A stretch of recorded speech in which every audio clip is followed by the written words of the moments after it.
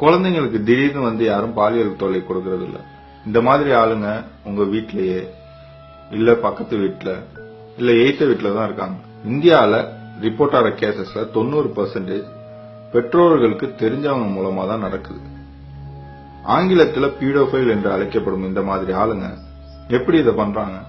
ரொம்பவும் பயந்த, கான்பிடென்ட் இல்லாத, பேரண்ட்ஸுக்கு பயந்த குழந்தைகள் தான் அவங்களோட ஈஸியான டார்கெட்.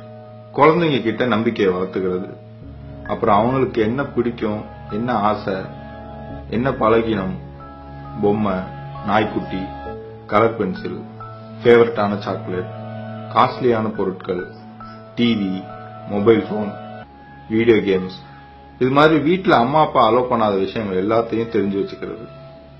அதை ஒண்ணு ஒன்னா பூர்த்தி செய்ய ட்ரை பண்றது. இதுக்கு நிறைய நாள் எடுத்துக்குவாங்க. குழந்தைங்க கிட்ட தினமும் என்ன நடந்துச்சுன்னு கேட்டு தெரிஞ்சுக்கிற, நிறைய கம்யூனிகேட் பண்ற பேரண்ட்ஸ் இந்த ஸ்டேஜ்லயே குழந்தைய காப்பாத்துறாங்க. அடுத்து பேரண்ட்ஸ் கிட்ட நம்பிக்கையை சம்பாதிக்கிறது. இது வெளிநாட்டு கல்ச்சர்ல கொஞ்சம் கஷ்டம்தான்.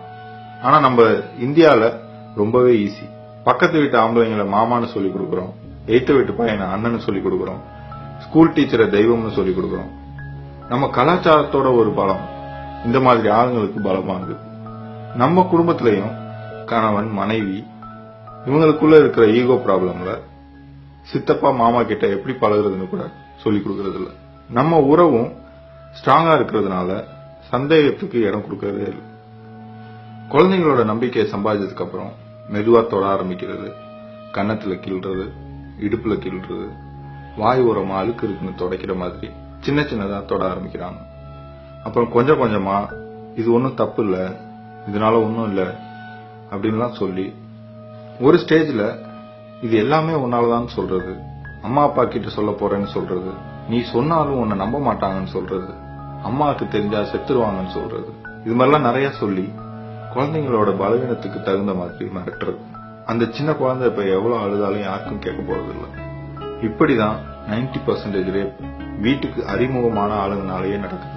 சில குழந்தைங்க நடப்பினமா வாழ்றாங்க, சில குழந்தைங்க தன்னோட சக்தி தெரியாம எதிர்க்க முயற்சி செஞ்சு நிஜமாவே செத்து போய் சாம்பலாறாங்க. 2016 இந்தியாவில இந்த வலியை அனுபவிச்ச குழந்தைங்க சுமார் 15,000 பேர்.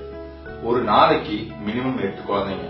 இந்தியன் ஸ்டாட்டிஸ்டிக்ஸ் ரிப்போர்ட் படி வெறும் 50% கேசஸ் மட்டும் தான் போலீஸ்க்கு ரிப்போர்ட் ஆகுது. மொத்தத்துல குழந்தைங்களுக்கு தெரிஞ்சவங்க பண்றது 90%, குழந்தைங்களுக்கு தெரியாத ஸ்ட்ரேஞ்சர்ஸ் பண்றது 10%. ஆச்சரியமான ஒரு விஷயம் என்னன்னா, அதிகம் பாலியல் கொடுமைக்கு உள்ளாகிறது ஆண் குழந்தைகள். போன வருஷம் ரிப்போர்ட் ஆன கேசஸ்ல சுமார் 60% ஆண் குழந்தைங்க, 40% பெண் குழந்தைங்க. இந்தியாவில மொத்த பாப்புலேஷன்ல 53% குழந்தைங்க இதனால பாதிச்சிருக்காங்க. நான் கடந்த 2 வருஷமா பண்ண ரிசர்ச்ல இந்தியாவில இருக்கிற ஒவ்வொருவருக்கும் தெரிஞ்ச நண்பர்கள் இல்ல ரிலேட்டிவ்ஸ் இதுல யாராவது ஒருத்தர் சின்ன வயசுல அபியூஸ் செய்யப்பட்ட ஆளா இருப்பாங்க. இப்ப நீங்க போய் உங்களுக்கு தெரிஞ்சவங்க எல்லார்கிட்டையும் இதை பத்தி நல்லா கொஞ்சம் டீப்பா டிஸ்கஸ் பண்ணி பாருங்க, உங்களுக்கே உண்மை தெரியும்.